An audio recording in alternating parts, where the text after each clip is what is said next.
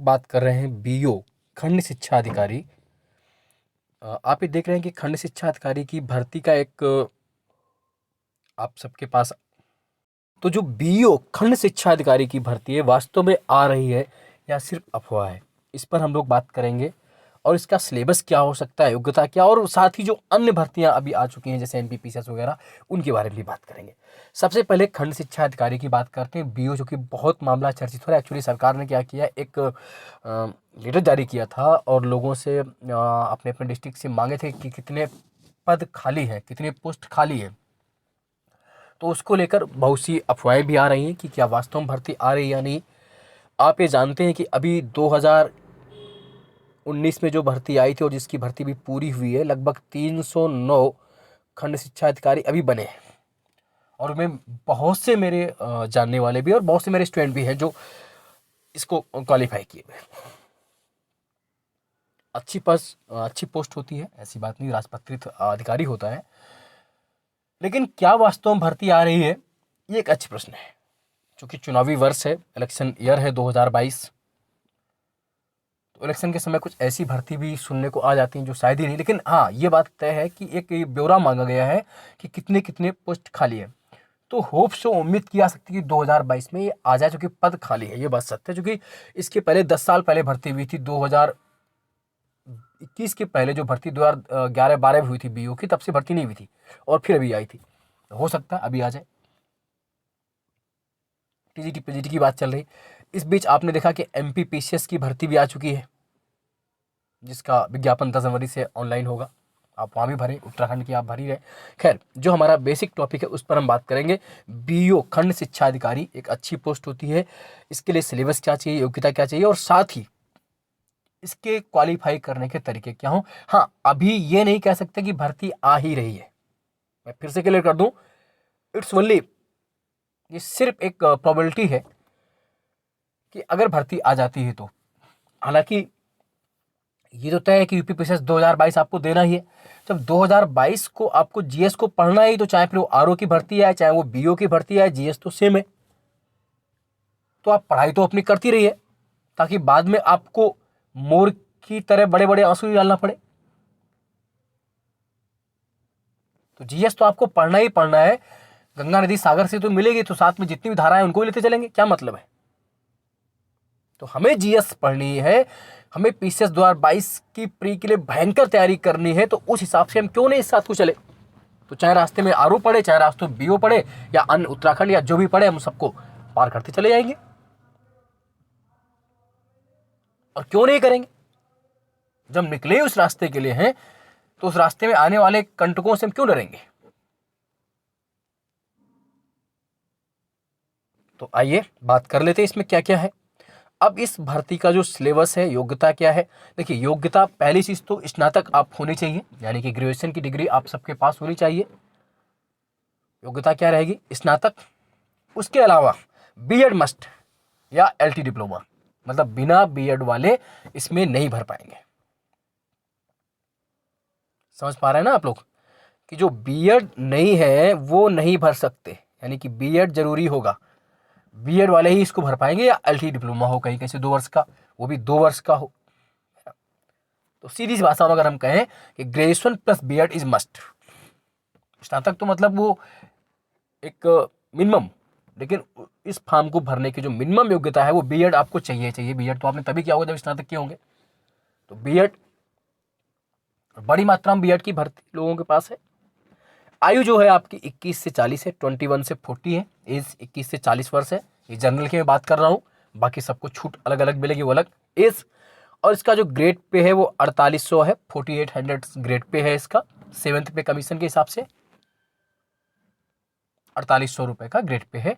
ये grade pay है, इस पे मतलब पेमेंट इतनी नहीं है, पेमेंट तो आपकी लगभग ज़्यादा बनेगी। तो जब आप जाएंगे तब आपको बता दिया जाएगा कितनी बनेगी, है ना। इसका बेसिक ही आपका 47,600 के आसपास से होगा। वो बात की बात है कि कितनी पेमेंट मिलेगी, उस पर डिस्कस। अब हम जो मूल बेसिक हमारा है, एग्जाम पैटर्न की अगर बात करें तो 2 पेपर होंगे, एक प्री होगा और एक मेंस। पहले इसमें इंटरव्यू होता था, लेकिन चूंकि 2019 से इसमें इंटरव्यू समाप्त कर दिया गया था। तो 2020-21 में भर्ती हुई थी, उसमें बिना इंटरव्यू के, बिना साक्षात्कार के भर्ती हुई थी। तो इसमें 2 प्री और मेंस। प्री में क्या है, आपका 2 घंटे का पेपर होगा, 2 आवर्स का पेपर होगा। कुल 120 क्वेश्चंस आएंगे। कितने क्वेश्चंस आएंगे? 120 क्वेश्चन आएंगे और 300 मार्क्स के क्वेश्चन होंगे। 2 घंटे का पेपर, 120 क्वेश्चंस, 120 क्वेश्चंस होंगे आपके। Every question have 2.5 marks. प्रत्येक क्वेश्चन 2.5 नंबर का होगा, 2.5 मार्क्स का होगा और 1/3 नेगेटिव मार्किंग होगी। और इसमें प्री में पूरा जो पीसीएस की आप जीएस पढ़ते हैं उसे रट डालिए, history, geography, polity, science, general science, और इसी में 10-20 क्वेश्चन आपके मैथ रीजनिंग के भी शामिल होंगे। लास्ट ईयर का पेपर याद आपको याद है, 16 अगस्त 2020 को हुआ था। तो पेपर भी मैं डाल दूंगा कुछ दिन बाद सॉल्व करके आपके लिए। प्री एक स्क्रीनिंग एग्जाम है। इसको क्वालिफाई करने के बाद जो 15 गुणे बुलाए जाएंगे वो मेंस में बैठेंगे। तो प्री का सिलेबस सेम वही है, आपको कुछ नहीं अलग से पढ़ना है। आप मेरे चैनल पर जुड़े रहिए, जितनी ब्रह्मास्त्र सीरीज भी वो देख लीजिए। इसके लिए हम स्पेशल एसटी भी लगाएंगे, पीसीएस वाली जो इस बार देंगे। और भी आप अपने घर में घटना चक्र बैकईयर को आप फॉलो करते रहिए, करंट पढ़ते रहिए। रही बात मेंस, मेंस चूंकि एक डिस्क्रिप्टिव होता है, इसका मेंस लिखित होता है। कैसा होता है? डिस्क्रिप्टिव, लिखित होगा मेंस। और मेंस ही आपका फाइनल निर्धारण करता है आपको खंड शिक्षा अधिकारी बनाने के लिए, आपको ऑफिसर बनाने के लिए जरूरी है। इसमें इंटरव्यू है नहीं। यानी कि अगर आप शिक्षा के क्षेत्र में जाना चाहते हैं, हाँ, और शिक्षा के क्षेत्र में आप अच्छा काम करना चाहते हैं, तो आपके लिए एक बेहतर पोस्ट है। मेंस कुल 400 नंबर का होगा। टोटल कितने नंबर का होगा मेंस? 400 मार्क्स का होगा और 200 के 2 पेपर। पहला पेपर आपका जीएस का होगा 200 मार्क्स का, 3 आवर्स का। सेकंड पेपर आपका जनरल हिंदी, जनरल ऐसे, सामान्य हिंदी और निबंध का होगा, वो 200 नंबर का 3 घंटे में। उसमें जो जनरल हिंदी आनी है वो हिंदी होगी आपकी 100 नंबर की, और निबंध आपको जो लिखना है वो 100 नंबर का।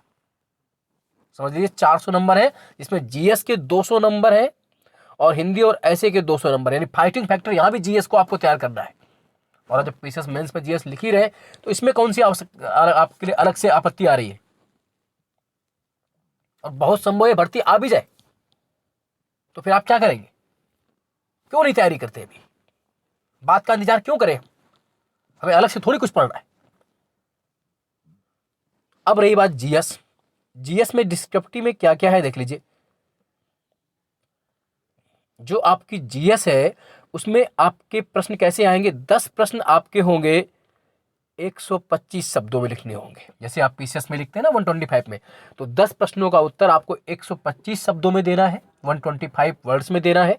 वो 10-10 नंबर के होंगे। यानी कि देखिए, तो 10 नंबर इंटू 10 आपका कितना हो गया? ये 100 नंबर के तो आपके ये हो गए हमारे दीर्घ उत्तरी, जिसे बोलेंगे लघु उत्तरी या शॉर्ट आंसर। तो 10 क्वेश्चन 10 नंबर के 125 वर्ड में लिखने हैं। फिर 10 प्रश्न आपको 50 शब्दों में लिखने हैं। और उसके मार्क्स कितने हैं? 6। 10 × 6 = 60। तो ये 160 हो गए।